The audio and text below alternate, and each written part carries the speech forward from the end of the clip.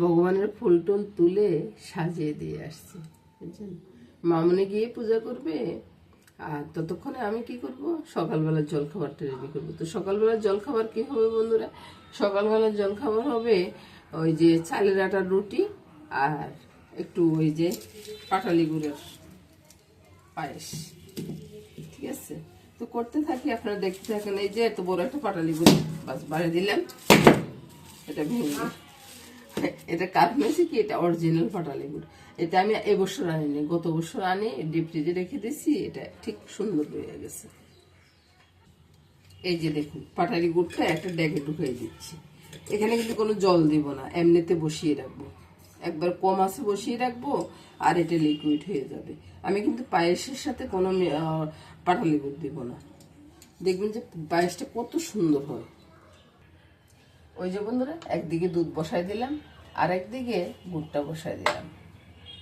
এখানে নিয়ে নিলাম আতপ চাল, এখানে চিনি গুঁড়া আর ওই যে কালো জিরা চাল একসাথে মিক্সড করে নিলাম, কারণ কালো জিরা চালের ব্র্যান্ডে অসাধারণ, বুঝছেন, ওই জন্য নিয়ে নিলাম আর কি। তো এগুলাকে ধুয়ে ভালো করে ধুয়ে পরিষ্কার করে নিই, তারপর আপনাদেরকে দেখাবো। কালো জিরা চালের না ধানটা থেকে যায়, ওই যে গৃহস্থী চাল তো, ওই জন্য ধানটা থেকে যায়। এগুলো বেছে টেছে পরিষ্কার করি, তারপরে আপনাদেরকে দেখাই। পায়েসের দুধটা উতরে গেছে তো বলক আসছে আর কি। আমরা তো নোয়াখালীর ভাষাতে বলি যে উতরে গেছে, বুঝছেন। চালটা ছেড়ে দিলাম, চালটা একবার পরিষ্কার করে তারপরে চালটা দিয়ে দিলাম। এবার চালটা সিদ্ধ হবে, সামান্য একটু চিনি দিব, নাহলে তো একটু পানসার পাক চলে আসবে, তাই না। আর আমরা কিন্তু পায়েসে নুন দিই না, এটা মনে আমার বন্ধুরা জানেন।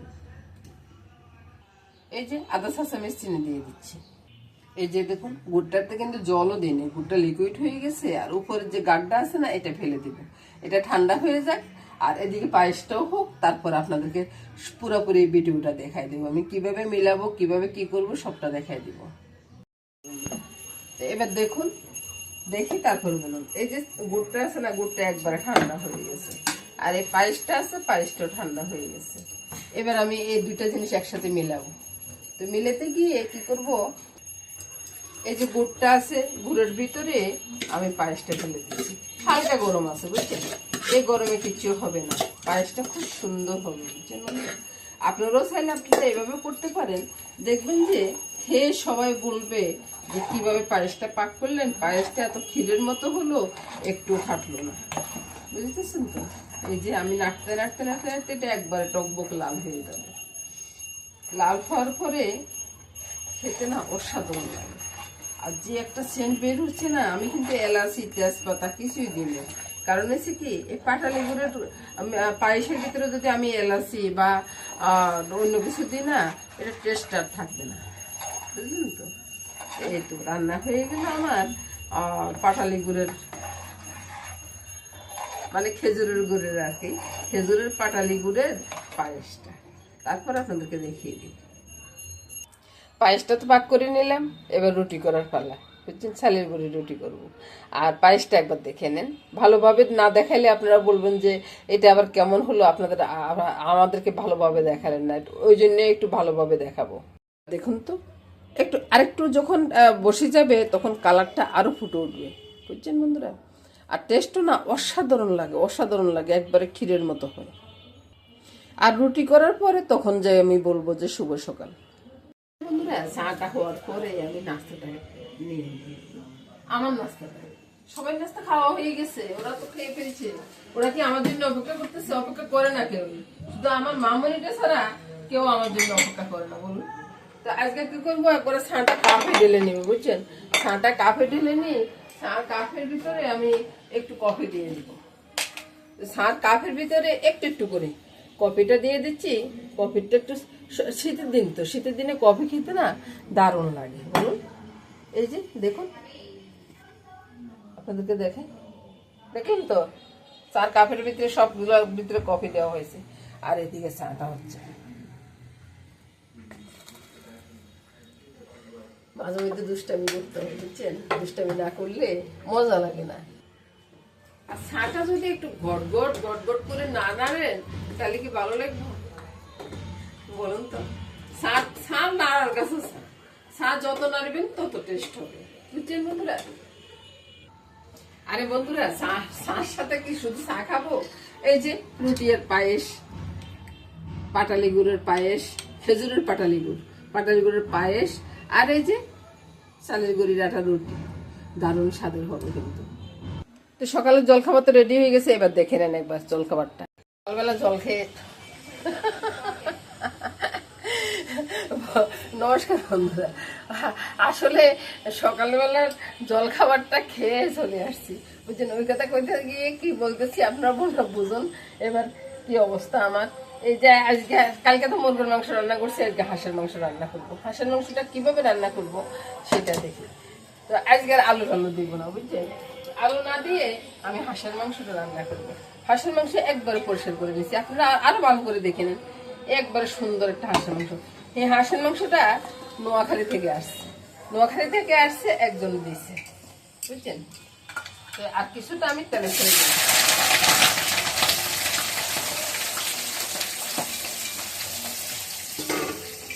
ছেড়ে দিয়ে এখানে তো পেঁয়াজটা দিয়ে দিলাম, তারপরে আসুন এবার আমি নুন হলুদটা দিয়ে দিচ্ছি তেজপাতা। হাঁসের মাংসটা আসলে মাখানোর কথা, বুঝছেন?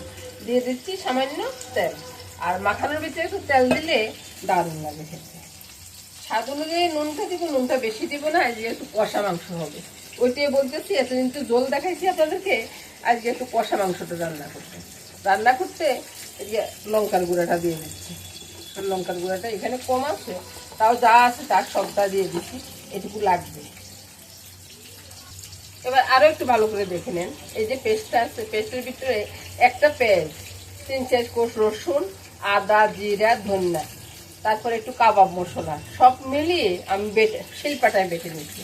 আপনারা তো দেখছেন আমার শিলপাটাটা উপরে আছে। তো এটা যখন কষা মাংস হবে, এটাকে ভালো করে মাখবো, যতটা পারি ততটা ভালো করে মাখবো। আপনারা পারলে এভাবে মাখে নেবেন। মেখে আমি যদি রেখে দিতে পারতাম না, তাহলে ভালো হতো আর কি।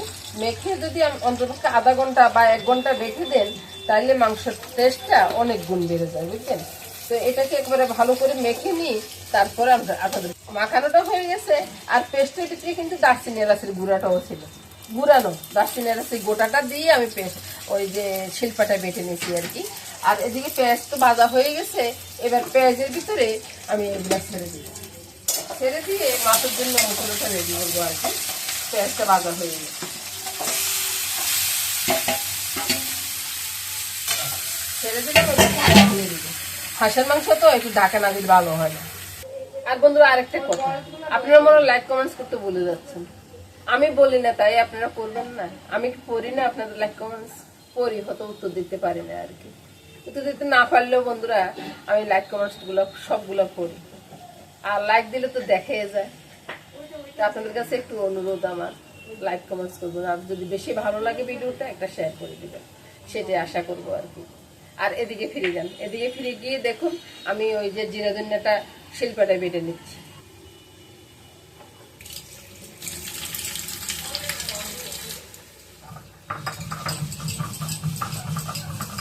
বাটা মশলা স্বাদে আলাদা, বলুন। দরজা খোলা তো অন্ধকার দেখা যাচ্ছে। তো মশলাটা পেস্ট করে নিই, মানে শিলপাটা বেটে নিচ্ছি আর কি। বেটে নিয়ে তারপরে আপনাদের সামনে আবার হাজির হয়ে যাবে।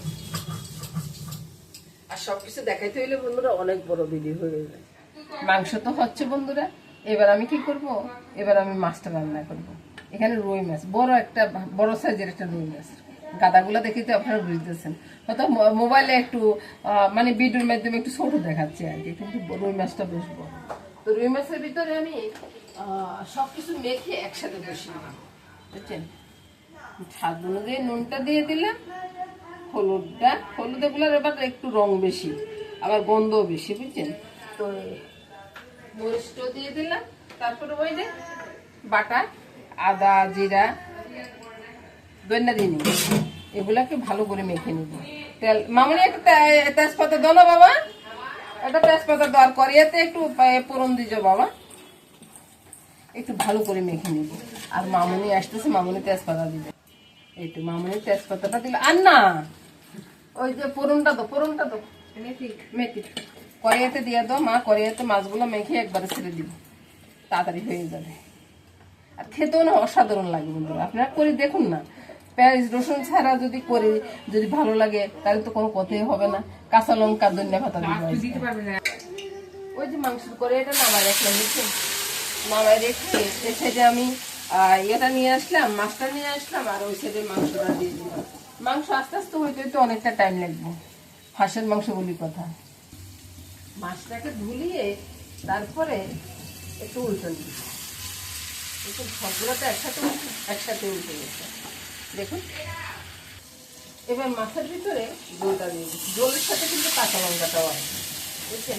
মাছ দিয়ে একবারে ঝোল বেশি ডবডবে ঝোল হবে তা কিন্তু না, মাছটা কিন্তু একটু শুকনো শুকনো টাইপের হবে, তাহলে খেতে না অসাধারণ লাগে। শীতের দিনে এই মাছের ঝোলটা ভীষণ মজার হয়। এবার আমি মাছের সাথে দিয়ে দেবো ধনিয়া পাতাটা সরিয়ে দিয়ে দিব।